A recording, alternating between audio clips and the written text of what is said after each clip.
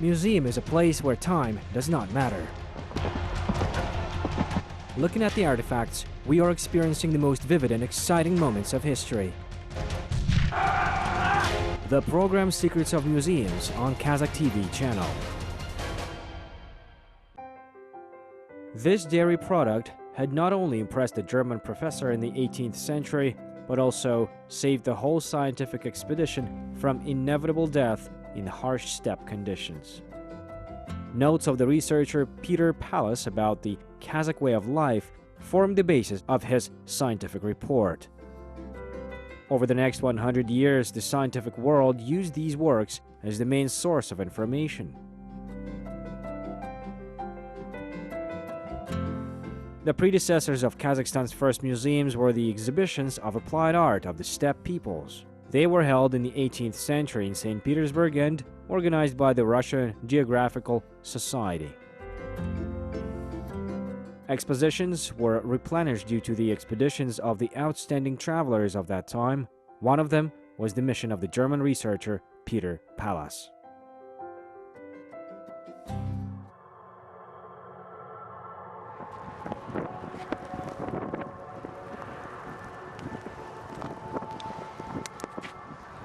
It was a cold winter.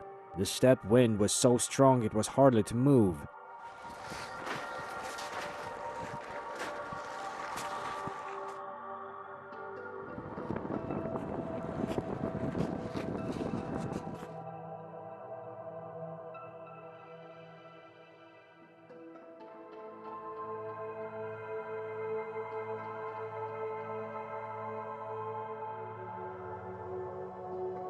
A traveler entered the Kazakh yurt. It was possible to guess by his appearance that he had come from the distant places. Perhaps if the weather was better, he would not have stopped in the village where there wasn't the Khan's yurt, because it was the village of masters and craftsmen. But not this time. Cold and hunger made him stop on his way. The man looked around in disbelief, trying to figure out where he was and how much safe it was.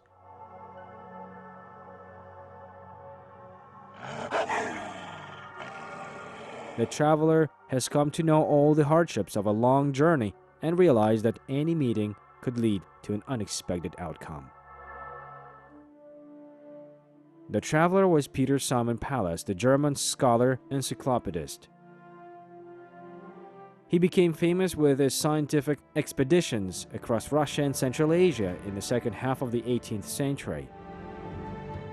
His name in our time is not widely known. However, this unique scientist has made an invaluable contribution to the development of many areas of science. Peter Pallas was born in Berlin in 1741. His father wanted his clever son to become a surgeon, but the young man chose his own path. At the age of 25, Pallas was chosen to work as the professor of natural history at the St. Petersburg Academy of Sciences, and Catherine II invited him to serve to the glory of Russia. The empress wanted to explore the Caspian region lands, the properties of water, soil, plants, cultivation methods, to explore mineral wealth, especially arts and crafts. Pallas led an expedition to the Orenburg Governorate, but early frosts made the journey extremely difficult.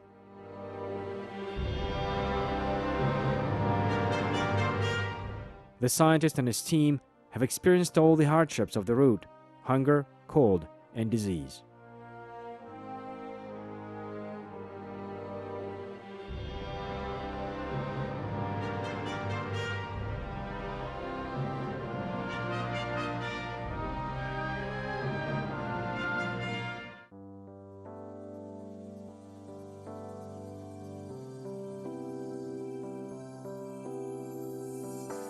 Having warmed up, the scientists began to look around the yurt.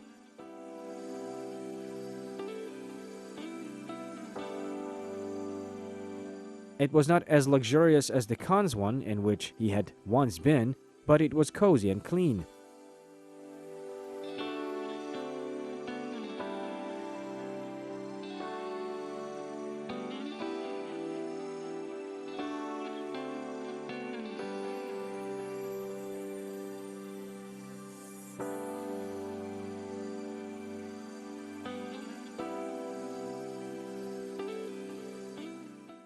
a woman worked in the yurt.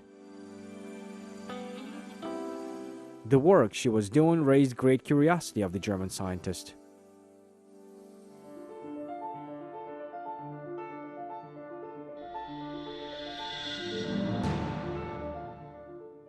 Later, Pallas wrote about this. The local people have no convenient workshops for crafts, but everything they created with own hands was distinguished with elegance and durability.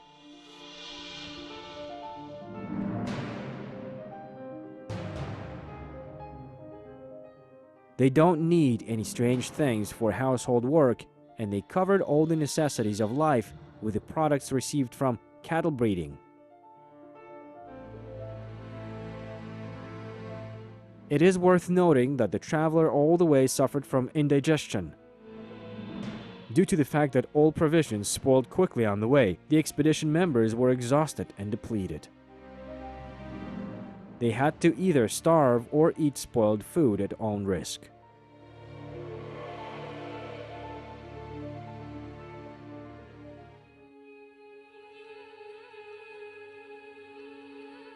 Peter Pallas understood that they need to replenish the supply of provisions, but how?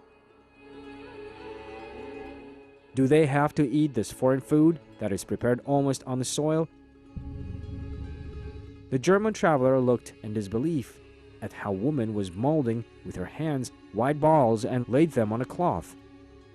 I will not taste it anyway, he thought. But then something happened that Pallas feared the most. The woman handed him one of the white balls. The traveler did not want to offend the woman. He knew that any impolite act may result in unpredictable consequences.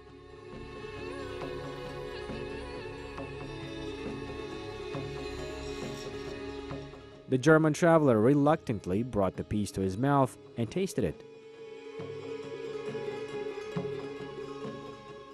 The taste of the product didn't revolt him. On the contrary, it seemed quite pleasant. The man began to eat the balls and, to the great delight, he realized that it was dried cheese. It was peculiar. So Peter Pallas was the first to know the Kazakh food, and this fact directly influenced the outcome of his expedition.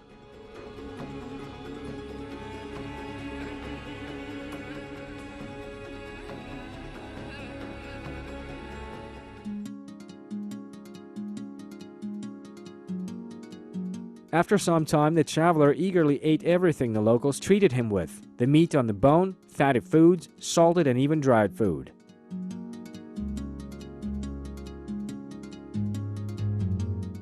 The first time, my stomach still somehow resisted the strange food, but later my organism was rebuilt and began to receive everything with the greatest gratitude, Pallas wrote in his report. Because such food was a huge benefit for those conditions in which people lived in the steppe, it is quite tasty and very nutritious.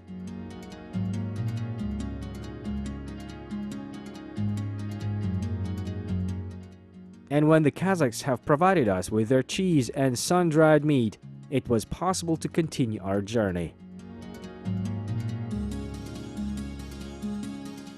Without this non-perishable food, who knows, would we have returned in St. Petersburg or not? So the Kazakh food which the Russian expedition happened to learn about helped the scientists to complete their route.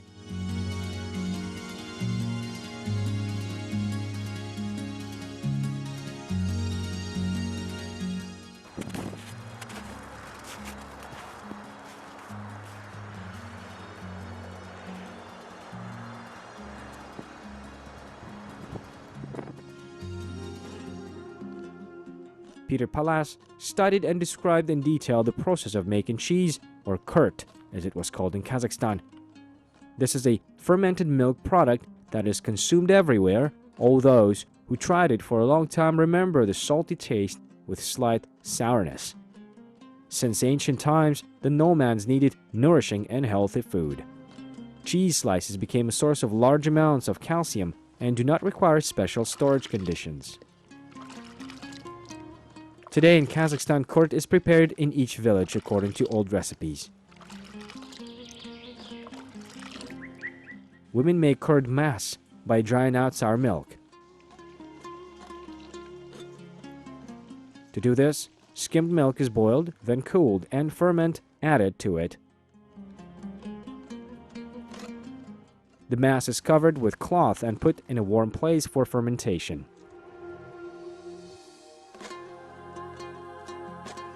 When the milk is sour, the prepared slush is poured into a cloth bag and hung for fluid draining. The process lasts from a few hours to a day.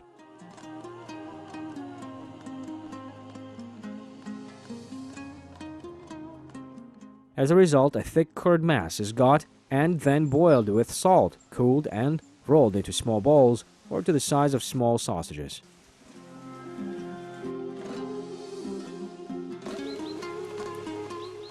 The solid dried cheese is prepared.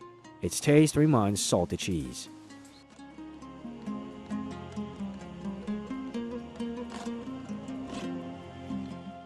After complete drying, the cheese does not spoil. It may be harder, but does not lose the taste properties. On the contrary, it gets a spicy taste.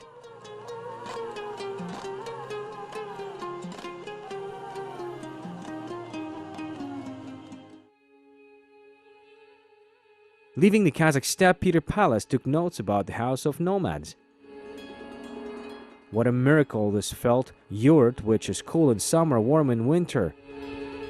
It is not a rude, primitive structure, as it is seen from the first sight. The frames and carpets from which it is built are distinguished by fine work. In each locality, the yurt is decorated differently. It would be great to bring this tent in St. Petersburg's palace, but at this time, due to the length and complexity of the route, this was not possible.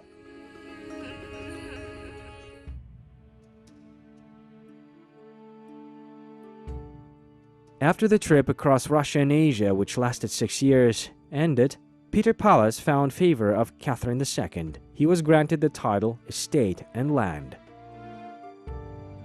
Later he studied the territory of the Altai Scion, traveled from the Black Sea to the borders of China.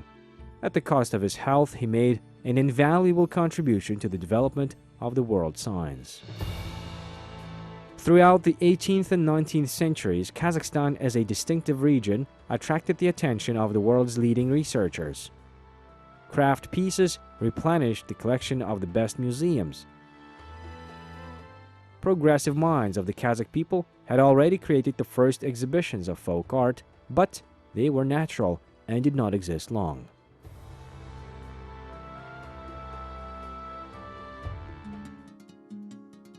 In the 20th century, museums as the monuments of spiritual history had appeared in Kazakhstan. They were formed differently. Most often educated representatives of the people presented valuable things to museums. Also, the expositions were replenished with simple household items. Some of the stories associated with such exhibits sound very funny. The next story will tell us about a story told by the old residents of the Akmola region.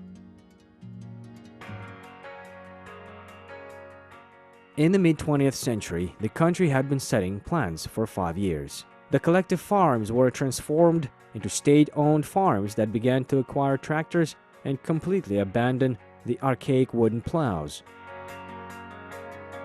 At the same time, the government has set an important task: to educate the public, and education, of course, had to be started with culture preservation. Regional museums were opened in every city and regional center. The first directors of museums had to implement a hard task to replenish the funds of material culture. The goal is defined, but there was the problem: where to take the exhibits. Some valuables were not exposed as they had some elements of the bourgeoisie and Tsarism. Some documents were not yet recognized as priceless artifacts. Some materials had to be found. In a word, it was very hard to replenish museums. At that time, state farms began to acquire new agricultural techniques. Even in the most remote areas, workers refused manual labor as a relic from the past. Wooden instruments for plowing the land were not necessary.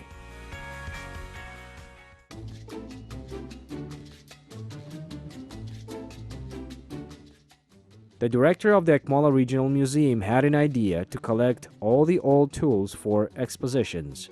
Such tools reflected the harsh working conditions the peasants worked in until collectivization. In one of the farms, an old woman was withdrawn a wooden plow. A man came from the city and pulled the plow out of the barn. The old woman, though concealing her disappointment, still did not want to give it. Though the plow was old, it was always useful in the house farm. But she did not say anything, and soon this plow was taken in the museum. A week passed, and the old woman once visited the museum. Seeing the director, she began to wail, raising her hands, and asked to return her things. The director was surprised what an old thing belonged to the woman. But when he realized that it was a plow, he was taken aback. He was not sorry to give this old piece of wood back, but then issue had a delicate side. The plow had already been included in the balance sheet and recorded in the register, and the director was responsible for it. If it was lost, he would have to be responsible for it. In a word, the director refused to return the plow. Then the old woman begged to give her the plow for some time, telling that her son would come soon, work a bit, and 3 days later, she will return the plow safe. The old woman lamented so much that the director couldn't refuse, gave her the plow back, but for temporary use against signature. He only wished she left him quietly.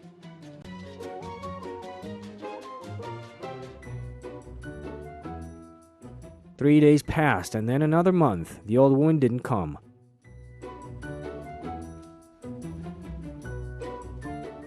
The director had to go to the farm in search of the exhibit.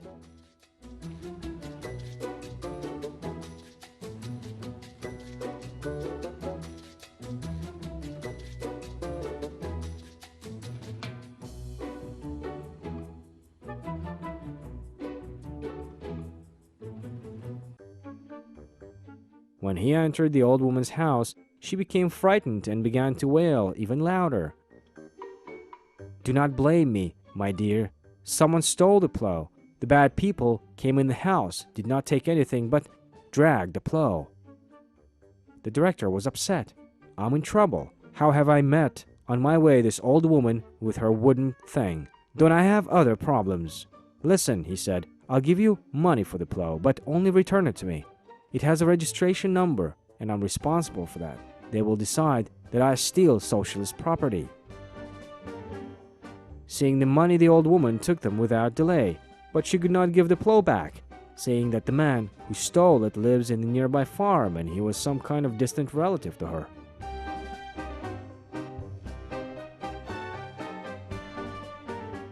The way to the nearby farm was long. The director of the museum decided to send the museum's employee and himself returned to his job.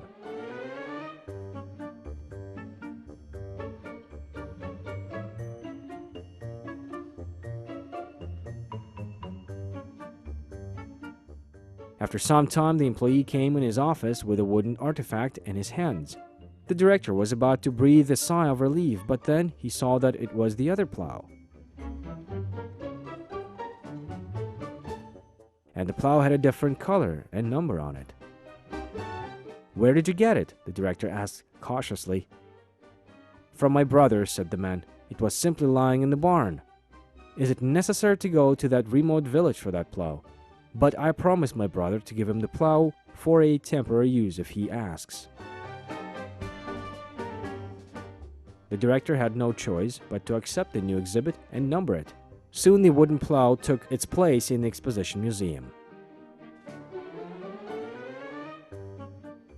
It is said that for 10 years this exhibit was used for other purposes in the agricultural sector, and then again was returned to the museum. Sometimes another plow was brought by mistake. For a long time, this antique instrument of labor was in demand in the fields, while in the 60s of the 20th century, finally, it became an exhibit. Now, for sure, nobody will take it for a temporary use.